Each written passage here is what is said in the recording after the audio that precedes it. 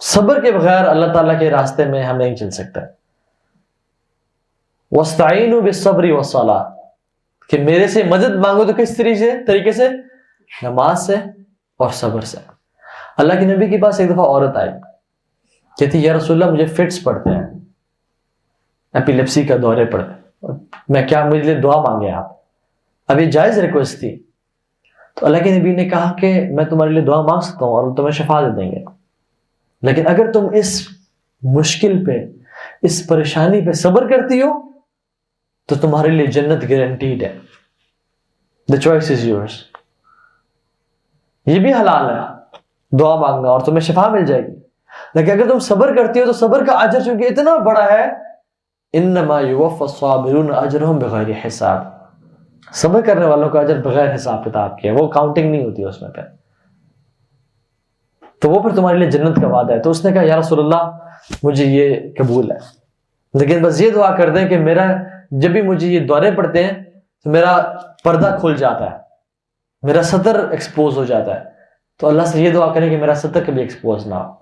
تو اللہ کے نبی نے دعا کی اور اس کو فٹس پڑتے تھے اور وہ اس کا سطر کبھی نہیں کھولا پھر. And she was from the women of paradise. صبر صبر صبر, استقامت پکڑ کے رکھنا. سبحان اللہ, صبر کرنے والوں نے جو صبر کیا, اتنے جو ہے نا صحابہ ہیں. عمران بن حسین اپنی زندگی, یہ وہ صحابی ہیں جن سے حدیث مروی ہے کہ اگر تم کھڑے ہو کے نماز نہیں پڑھ سکتے تو بیٹھ کے پڑھو, بیٹھ کے نہیں تو لیٹ کے پڑھو. اور انہوں نے زندگی کے 30 سال آخری اپنے بستر پہ گزارے. یہ کھڑا تو کیا, یہ بیٹھ بھی نہیں سکتے تھے, حتیٰ کہ لوگوں نے ان کے بستر میں سوراخ کرنا پڑا ٹو ریلیو ہمسیلف. اتنی مشکل, اتنی پریشانی, اپنی زندگی آخری 30 سال بیڈ پہ گزار دیے. اٹھنا مشکل تھا, لیکن کس طرح صبر کیا, کس طرح کوشش کی. کچھ لوگ آئے ان کے پاس اور کہا کہ وہ آئے اور وہ تعزیت کرنے لگے. تو انہوں نے کہا کہ تم میرے پاس کیوں آئے ہو؟ انہوں نے کہا ہمیں دکھ ہو رہا ہے, افسوس ہو رہا ہے کہ اللہ کے نبی کا اتنا مقدس صحابی اتنی مشکل میں. تو انہوں نے کہا کہ مجھے افسوس مت کرو اور اپنے افسوس سے میرے صبر کو مت آزماؤ, مجھے بہکاؤ مت. اور میں تمہیں ایک بات بتاتا ہوں جو میں نے آج تک کسی کو نہیں بتائی, وہ یہ کہ میرے اس صبر کرنے کی وجہ سے اللہ کے فرشتے میرے پاس آتے ہیں, وہ مجھے سلام کرتے ہیں, میں ان کے سلام کا جواب دیتا ہوں اور ان کے سلام کو سنتا ہوں, اور یہ مجھے استقامت دیتی ہے یہ چیز, اس بیماری میں صبر کرنے کی وجہ سے. عروہ بن زبیر ایک صحابی ہیں جو کہ ڈمیسکس گئے, ان کے پاؤں میں ان کو نا گینگرین ایک بیماری ہے وہ ہو گئی جو کہ سارے جسم میں پھیل رہی تھی. تو انہوں نے کہا کہ ہمیں آپ کی ٹانگ کو کاٹنا پڑے گا, اس طرح نہیں ہو سکتا, آپ کے جسم میں سارا پھیل جائے گا, آپ کی ٹانگ کاٹیں گے نہیں تو ورنہ آپ کے سارا جسم میں پھیل جائے گی بیماری. تو انہوں نے کہا ٹھیک ہے. تو انہوں نے کہا کہ ہمیں we will have to use some anaesthesia, اور اس ٹائم کیا تھا, الکوہل کو کسی چیز کے ساتھ مکس کر کے وہ اینستھیزیا بناتے تھے. تو انہوں نے کہا کہ میں کبھی بھی اس چیز کا استعمال نہیں کر سکتا جس کو اللہ نے حرام کی ہے مجھ پہ, I'll not use it. اور کہا کہ مجھے اسی طرح کاٹو تو. اور جب ان کی ٹانگ کو اسی طرح کاٹا گیا تو ان کی آواز صرف کی آواز سنی, نہ کچھ انہوں نے بولا نہ کہا. اور وہاں کے بادشاہ نے کہا کہ میں نے اس سے زیادہ, اس بزرگ سے زیادہ صبر والا انسان آج تک نہیں دیکھا. اور جب ان کی ٹانگ کو کاٹ کے پانی میں رکھ دیا تو انہوں نے اپنی ٹانگ کو دیکھا اور کہا کہ اے ٹانگ, تجھے پتہ ہے خدا کی قسم میں نے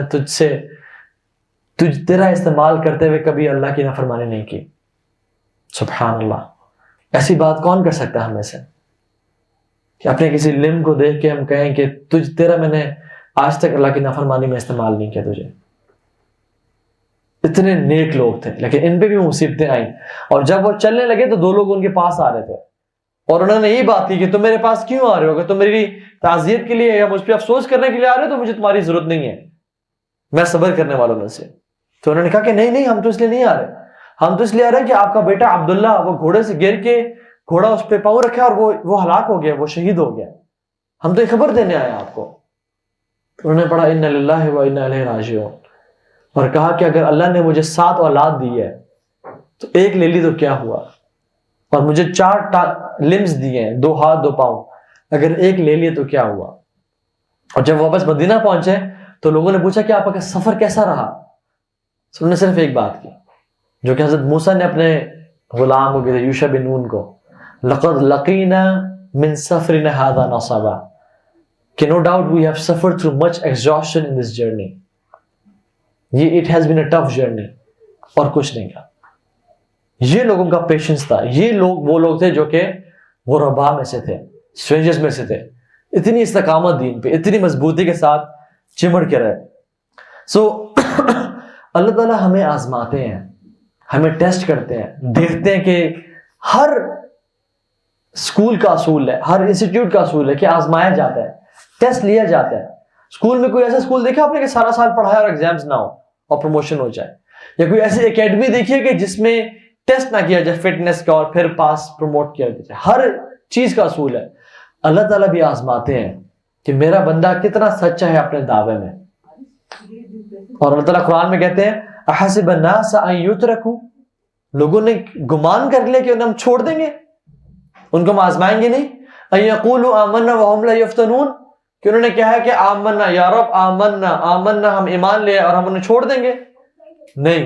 وَلَقَدْ فَتَنَّا الَّذِينَ مِن قَبْلِهِمْ, ہم نے پچھلے لوگوں کو آزمایا تھا. فَلَيَعْلَمَنَّ الَّذِينَ صَدَقُوا, اور ہم نے جانا کہ ان میں سے سچے کون تھے. وَلَا يَعْلَمَنَّ الْكَاذِبِينَ, اور ہم ان میں سے جانیں گے کہ جھوٹے کون تھے. تو اللہ تعالیٰ لازمی آزماتے ہیں ان مشکلوں کے ذریعے کہ تم میں سے سچے کون ہیں اور جھوٹے کون. لیکن ہماری سچویشن سبحان اللہ کیسی ہے کہ جب بھی کوئی چھوٹی پرابلم آئی, کوئی کلیمٹی آئی ہم پہ, فوراً سے دین چھوڑ کے بیٹھے کہ اللہ تعالیٰ اتنا ظالم کیوں ہے, نعوذ باللہ.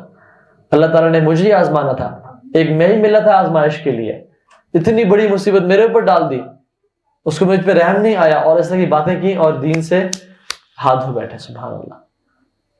حالانکہ ہم وہ لوگ ہیں جنہوں نے بچپن میں سارا قرآن پڑھا, دین پہ تربیت ہوئی, لیکن ہمارا اتنا کمزور ایمان اللہ تعالیٰ پہ کہ ہم بالکل ہی چھوڑ کے بیٹھ گئے. اور یہ لوگ جو کہ جن کی میں بات بتا رہا ہوں آپ کو, یہ انہوں نے کبھی دین میں پیدا نہیں ہوئے تھے, کسی اسلامی گھر میں پیدا نہیں ہوئے تھے, انہوں نے بعد میں اسلام قبول کیا تھا اور چپڑ گئے اسلام سے اور کبھی نہیں چھوڑا. پھر یہ اصل ایٹیٹیوڈ اور رویہ ہونا چاہیے. بلال رضی اللہ عنہ, ان پہ تپتی ہوئی صحرا میں, تپتی ہوئی ریت پہ ان کو لٹایا جاتا اور اوپر شدید گرم بولڈرز, پتھر ان کے اوپر رکھے جاتے اور ان کو آزمایا جاتا اور وپس مارے جاتے اور کہا جاتا کہ اپنے دین سے پھر جاؤ, جو تم ایک اللہ کو پکارتے ہو, محمد نے ایمان لائے, چھوڑ دو اس کو. لیکن وہ پھر بھی کہتے احد احد, ایک اللہ, نہیں چھوڑا. آل یاسر, اللہ کے نبی مکہ کے دور میں آل یاسر کو اور یاسر رضی اللہ عنہ کو عذاب دیا جا رہا ہوتا, اللہ کے نبی کہتے اے آل یاسر صبر کرو, بے شک تمہارے لیے جنت کا وعدہ ہے, لیکن چھوڑنا نہیں اس دین کو. سمیہ رضی اللہ عنہا کتنا آزمایا گیا, بوڑھی, سفید بال, کمزور ہڈیاں, ایک پاؤں ایک گھوڑے سے باندھا گیا, دوسرا پاؤں دوسرے گھوڑے سے باندھا گیا, اور ابو سفیان نے ایک نیزے کو ان کی شرم گاہ پہ رکھا اور دونوں گھوڑے بھگا دیے, اور وہ نیزہ ان کے اندر چیرتا ہوا گیا اور ان کا جسم 2 حصوں میں کٹ گیا, لیکن دین کو نہیں چھوڑا.